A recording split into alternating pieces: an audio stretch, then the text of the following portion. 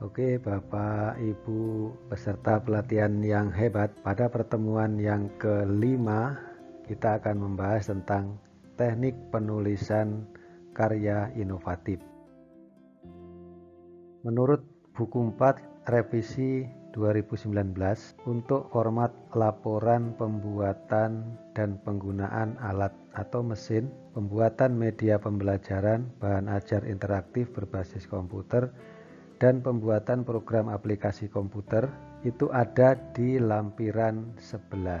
Jadi Bapak Ibu bisa membaca kembali buku 4 revisi 2019 lampiran 11. Isinya antara lain adalah harus memuat halaman judul, kemudian halaman pengesahan, kata pengantar, daftar isi, daftar gambar, kemudian bagian intinya itu ada nama karya teknologi, tujuan, manfaat, rancangan atau desain karya teknologi, dan berikutnya prosedur pembuatannya. Yang keempat adalah penggunaannya. Kemudian yang kedua adalah kerangka isi laporan eksperimen atau percobaan sains atau teknologi. Itu sama ya, pakai buku 4 revisi 2019 lampiran ke-11. Ya sama, dia memuat halaman judul, kemudian pengesahan, kata pengantar, daftar isi, daftar gambar. Nah, yang bedakan nomor 6. Yang nomor 6 itu ada bab 1 tentang pendahuluan, isinya latar belakang, tujuan, manfaat. Kemudian bab 2-nya landasan teoretik atau tinjauan pustaka. Yang ke-8 bab 3 tentang prosedur dan hasil eksperimen. Ini mulai persiapan eksperimen dan seterusnya sampai bab ke-4 kesimpulan dan saran. Kemudian daftar pustaka dan lampiran. Itu kalau laporan eksperimen. Kemudian berikutnya adalah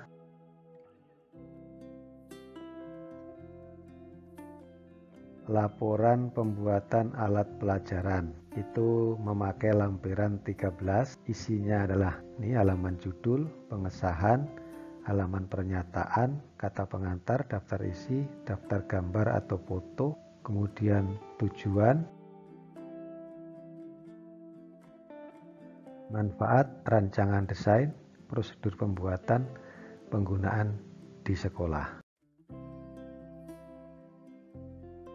Kemudian kerangka isi laporan alat peraga itu ada di lampiran 14, mulai dari halaman judul, halaman pengesahan, kata pengantar, daftar isi, daftar gambar foto, tujuan,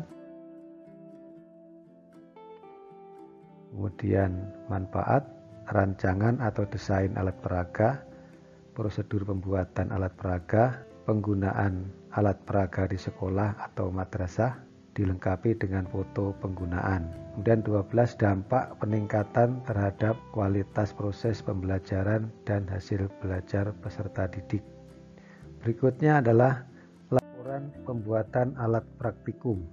Itu ada di lampiran 15. Isinya antara lain adalah halaman judul, pengesahan, kemudian pernyataan, kata pengantar, daftar isi, daftar gambar foto, dan nama alat praktikum, tujuan, dan manfaat, rancangan atau desain, prosedur pembuatan alat praktikum, penggunaan alat praktikum di sekolah, dan dampak peningkatan terhadap kualitas pembelajaran.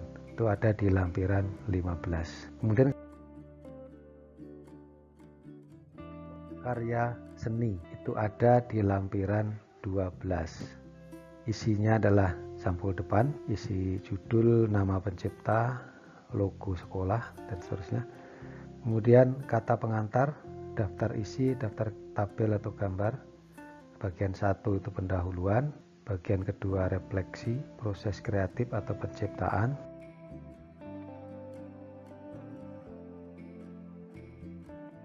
Dan bagian 3 penutup, referensi kepustakaan kalau ada.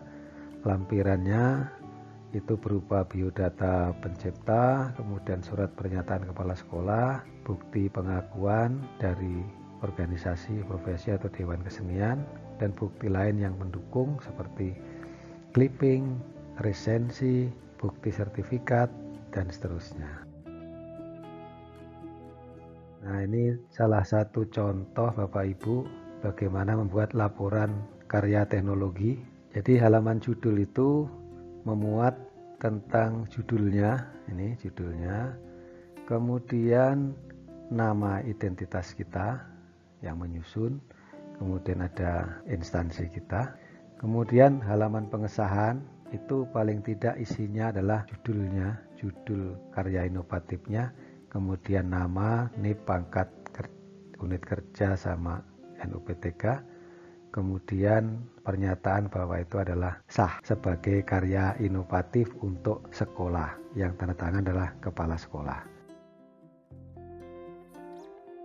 Kemudian halaman pernyataan juga begitu, seperti biasanya ya, halaman pernyataan yang pernah Bapak Ibu buat, di sana menyatakan bahwa telah membuat dan mempergunakan karya inovatif jenis karya teknologi yang berjudul apa dulu, kemudian dalam proses belajar mengajar jarak jauh di masa pandemi. Ini surat pernyataannya. Surat pernyataan itu biasanya ada materai 6.000 supaya kuat di sini Bapak Ibu. Terus inti ini berikutnya adalah kata pengantar. Ini Bapak Ibu udah hafal itu kata pengantar ya, mulai di situ ada ucapan terima kasih, kemudian dan seterusnya.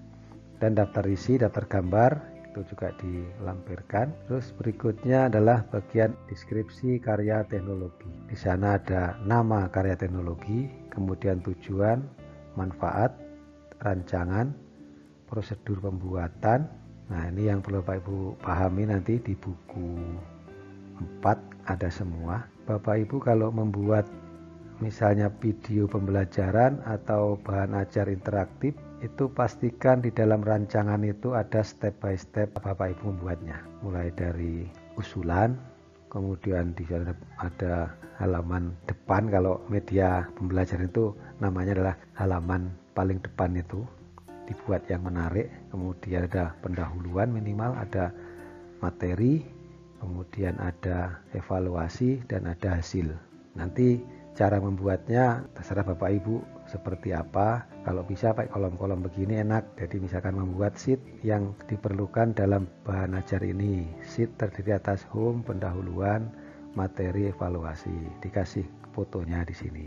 Kemudian pada menu home dibuat tampilan yang menarik, dikasih fotonya di sini. Jadi step per step itu nanti akan terpenuhi di situ. Kemudian di situ tuliskan tutorial pembuatan bahan ajar, itu dapat diakses di misalnya di Drive, alamat Drive atau alamat YouTube bisa. Kemudian berikutnya adalah penggunaan karya di sekolah. Itu Bapak Ibu sudah ini berikan deskripsinya bagaimana cara menggunakan karya teknologi itu di sekolah. Kemudian di lampiran itu Bapak Ibu bisa, kalau sekarang itu namanya flashdisk kan mahal, terus kemudian keping CD itu beberapa laptop sudah tidak memakai alat itu, sehingga nanti akan merepotkan penilai. Maka Bapak Ibu bisa membuat di lampiran itu adalah video cuplikan mulai dari pembuatan, kemudian cara penggunaan sampai pada hasil penggunaannya. Jadi ada cuplikan gitu. Nah, nanti kalau ada cuplikan seperti itu, misalkan di sini hanya 2 atau sampai 3 menit. Karena biasanya penilai itu tidak punya waktu banyak, sehingga dengan melihat cuplikan itu tidak memerlukan waktu banyak, sudah tahu seperti apa gambaran dari karya teknologi yang Bapak Ibu punya. Demikian materi yang saya sampaikan.